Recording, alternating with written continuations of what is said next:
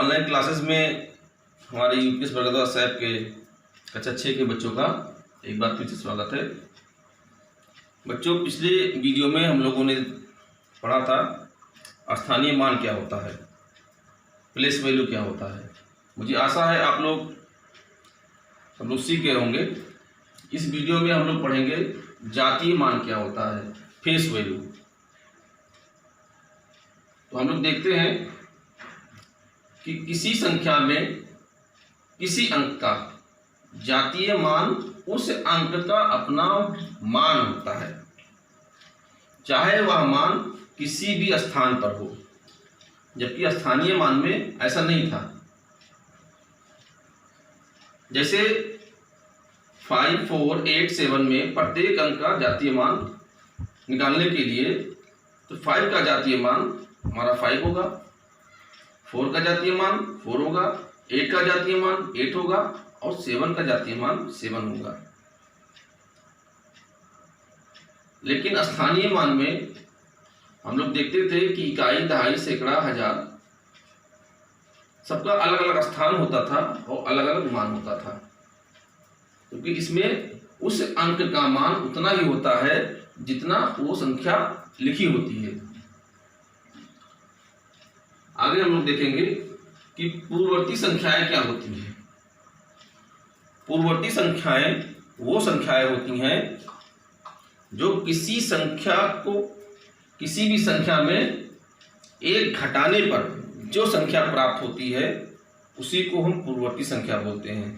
जैसे यहाँ पे दिया गया है कि 12 की पूर्ववर्ती संख्या क्या होगी, तो 12 की पूर्ववर्ती संख्या उसमें से एक हम घटा देते हैं तो संख्या मिल जाती है हमें 11। कहा जाए 8 की पूर्ववर्ती संख्या क्या होगी, तो 8 में अगर एक घटा दिया जाए तो 7 बचेगा। कहा जाए 150 की पूर्ववर्ती संख्या क्या होगी, एक हम घटा देंगे तो 149 बचेगा, जो 150 की पूर्ववर्ती संख्या कहलाएगी। इसी प्रकार से किसी कोई कह रहा है कि 225 की पूर्ववर्ती संख्या क्या होगी, तो 225 की पूर्ववर्ती संख्या उसमें से हम एक घटा देंगे तो बचेगा हमारा 224, जो 225 की पूर्ववर्ती संख्या कहलाएगी। अब हम आते हैं उत्तरवर्ती संख्या, इसे बोलते हैं सफिक्स। किसी संख्या में एक जोड़ देने पर उस संख्या की उत्तरवर्ती संख्या प्राप्त हो जाती है। पूर्ववर्ती संख्या में एक हम घटाने पे प्राप्त करते थे, यहाँ पे हम एक जोड़ने पे प्राप्त करेंगे। जैसे 15 की उत्तरवर्ती संख्या 15 धन 1 बराबर 16 होता है, या कहा जाए 26 की उत्तरवर्ती संख्या तो 26 धन 1 कर देंगे 27 में प्राप्त होगा, जो उत्तरवर्ती संख्या कहलाएगी। 26 की उत्तरवर्ती संख्या 27 कहलाएगी।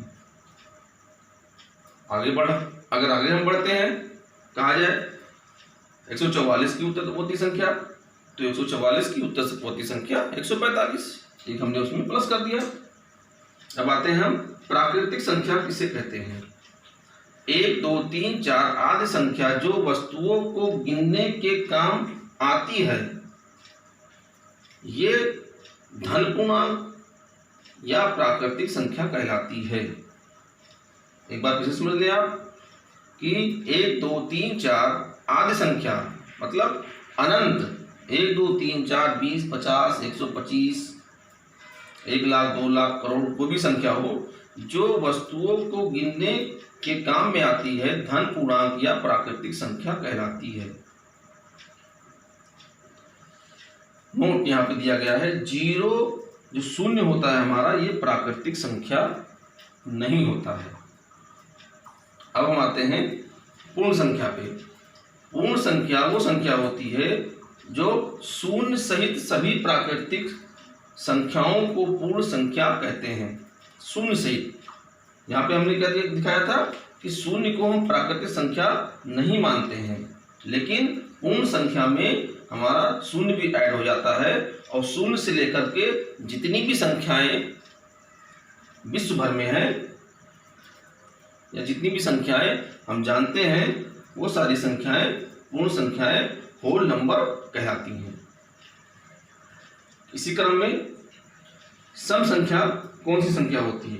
वो संख्याएं जो 2 से पूर्ण रूप से विभाजित हो जाएं, वो संख्याएं सम संख्याएं कहलाती हैं।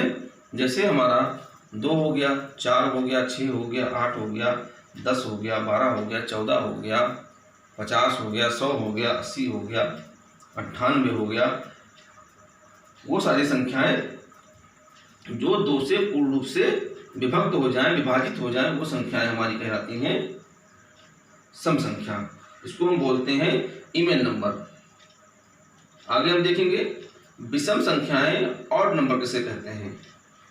ऑड नंबर ठीक इसी का उल्टा हो जाएगा। वो संख्याएं जो 2 से विभाजित ना हो, विभक्त ना हो, वो संख्याएं ऑड नंबर विषम संख्याएं कहलाती हैं।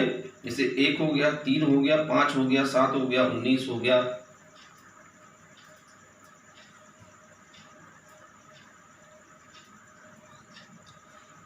आगे हम देखेंगे भाज्य संख्याएं। ये एक से बड़ी वे प्राकृतिक संख्याएं हैं जो स्वयं या एक के अतिरिक्त कम से कम एक और संख्या से विभाजित हो, ये भाज्य संख्या कहलाती है। ध्यान दें, भाज्य संख्या में एक से बड़ी वे प्राकृतिक सारी संख्याएं हैं जो स्वयं से और एक के अतिरिक्त कम से कम एक और संख्या से विभाजित हों, वो सारी संख्याएं हम कहते हैं भाज्य संख्या। जैसे हमारा 4 हो गया, तो 4 हमारा यहाँ पे दिखाया गया 4 है, तो 4 हमारा 1 से विभाजित होता है, स्वयं से भी होता है और 2 से भी होता है। तो इसी परिभाषा में बताया गया है कि स्वयं से हो, 1 से हो, उसके अतिरिक्त किसी अन्य और संख्या से अगर विभाजित हो तो वो संख्या हमारी भाज्य संख्या कहलाती है। इसी प्रकार से 6 हो गया, हमारा 9 हो गया, 10 हो गया, 12 हो गया, और आगे बहुत सारी संख्याएं हैं जो 1 से, स्वयं से और कम से कम एक और संख्या से विभाजित हो जाती हैं। वो संख्या हमारी भाज्य संख्याएं कंपोजिट नंबर कहलाती हैं। अब इसी क्रम में हमारा है अभाज्य संख्याएं। वह संख्या जो एक व स्वयं के अतिरिक्त, ध्यान दें, वह संख्या जो एक व स्वयं के अतिरिक्त किसी अन्य संख्या से विभाजित ना हो, विभक्त ना हो, वो सारी संख्याएं हमारी प्राइम नंबर अभाज्य संख्याएं कहलाती हैं। जैसे 2 हो गया, 3 हो गया, 5 हो गया, 7 हो गया, 11 हो गया, 13 हो गया, 17 हो गया।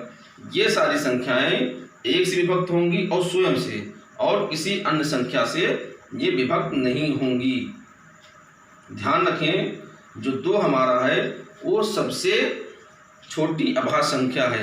यहाँ देख लीजिए, हमने 1 नहीं लिखा यहाँ पे, क्योंकि 1 स्वयं से विभाज्य होता है, बाकी और किसी से नहीं होता है। जबकि परिभाषा में है वह संख्या जो 1 व स्वयं के अतिरिक्त, तो 1 तो स्वयं से हो रहा है, बाकी किसी से नहीं हो रहा है।